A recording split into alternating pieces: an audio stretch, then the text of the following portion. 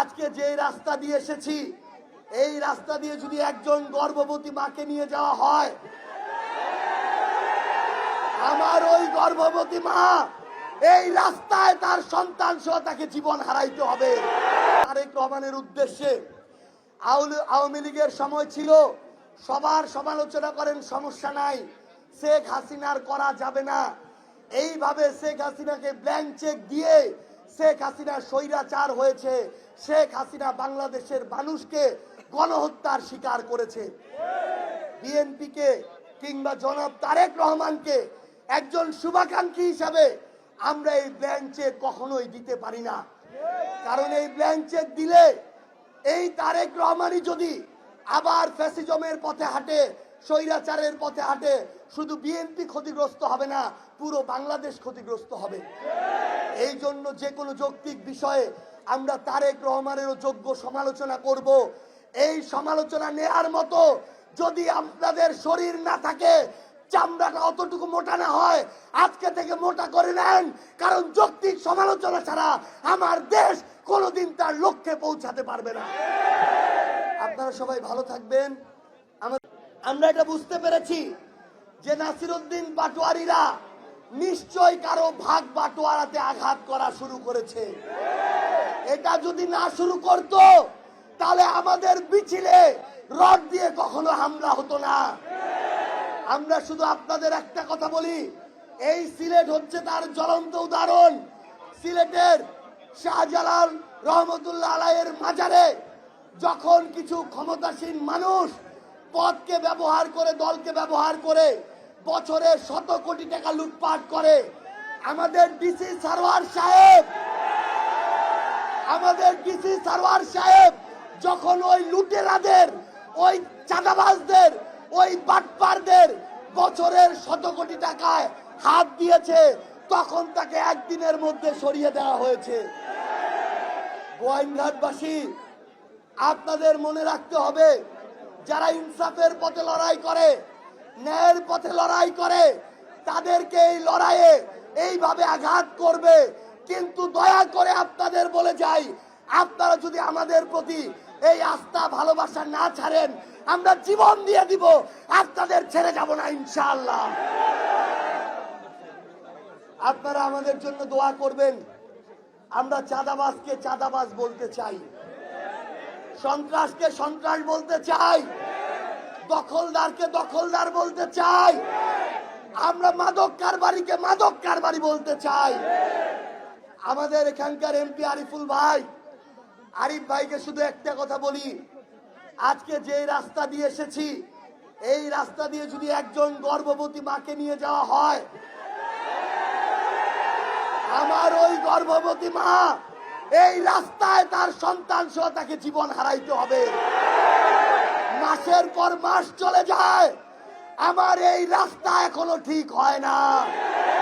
আমরা আরিফ ভাইকে বলতে চাই, আমার এই গোয়াইনঘাটের তরুণ সমাজ মাদকের ছড়াছড়িতে ধ্বংস হয়ে যাচ্ছে। মন্ত্রিত্ব করলে হবে না, মালয়েশিয়ায় শুধুমাত্র জনশক্তির ব্যবসা করলে হবে না। আমার এই গোয়াইনঘাটের তরুণ যদি চাকরি না পায়, ওই মন্ত্রিত্ব দিয়ে এই আসনের মানুষের কোনো লাভ নাই। এই যৌক্তিক সমালোচনাও যদি আমার আরিফ ভাইয়ের যারা সমর্থনকারী তারা মেনে নিতে না পারে, তাহলে মনে রাখবেন, আপনার ওই বিবেকবোধ, আপনার ওই মস্তিষ্ক আপনি হাটে বিক্রি করে দেন, ওইগুলা থাকার চেয়ে না থাকাই ভালো। আমাদের বিবেক যদি এখনো যদি আমরা ওই মার্কার দালালি করি, ব্যক্তির তোষামত করি, দলের কাছে বিবেকবোধ বিক্রি করে দেই, যেই দলই করি, আমাদের ভাগ্যের কোনোদিন পরিবর্তন হবে না। নেতারা লুটপাট করে। আওয়ামী লীগের সময়ে তার ভূমিমন্ত্রীর ওই কানাডায় 360টা বাড়ি ছিল, মরার পরে তার শরীরের 206টা হাড় যদি 206টা বাড়িতে কবর হিসেবেও মনে করে রাখা হইতো, তাও তার অনেকগুলা বাড়ি পড়ে থাকতো। অনেক এমপি মন্ত্রী লুটপাট করেছে, এমপি মন্ত্রীর সন্তানেরা বিদেশে পড়াশোনা করেছে, কিন্তু আমার এই জনপদের মানুষের ভাগ্যের পরিবর্তন হয় নাই। আপনি বিএনপি করেন, জামাত করেন, এনসিপি করেন, কোনো সমস্যা নাই।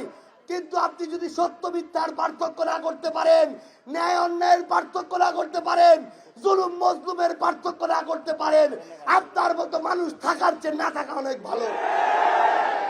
পরিশেষে আপনাদের কাছে এটুকু বলেই শেষ করি, 2024-এর অভ্যুত্থানের পরে যখন ওসমান হাদিকে জীবন দিতে হয়, তার মানে আমাদের নতুন বাংলাদেশের লড়াইটা এখনো শেষ হয় নাই।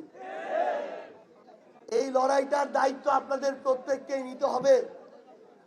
আমাদের উপরে যখন হবিগঞ্জে আক্রমণ হয়, পরদিন যখন আমরা হবিগঞ্জ যাওয়ার জন্য রওনা দেই, ব্রাহ্মণবাড়িয়া, হবিগঞ্জ, মৌলভীবাজার, আশেপাশের সব জেলা থেকে আমাদের ভাইরা আমাদের জন্য ছুটে এসেছিল। আমাদেরকে হবিগঞ্জ যেতে দেয়া হয় নাই। গতকালকে যখন সিলেটের গোলাপগঞ্জে হামলা করা হয়, রড দিয়ে রক্তাক্ত করা হয়, আমাদের ওই কানাই ঘাটে আমাদের হাজার হাজার জনতা রাজপথে নেমে এসেছিল। আমরা জানি ওই ভাইদের সবাই এনসিপি করে না, কিন্তু আমরা এটা বিশ্বাস করি, যতক্ষণ আপনারা বিবেক বোধটা ধরে রেখে আপনাদের যেই ভাইরা ইনসাফের পক্ষে থাকবে তাদের সাথে থাকবেন, ততক্ষণ আমাদের আজাদির লড়াই চলবে ইনশাআল্লাহ। আপনারা আমাদের জন্য দোয়া করবেন। আমরা অনেকে আপনাদের সন্তানের বয়সী, অনেকে ছোট ভাইয়ের বয়সী। আমরা আমাদের জীবন দিয়ে আপনাদের আমানত রক্ষার চেষ্টা করব।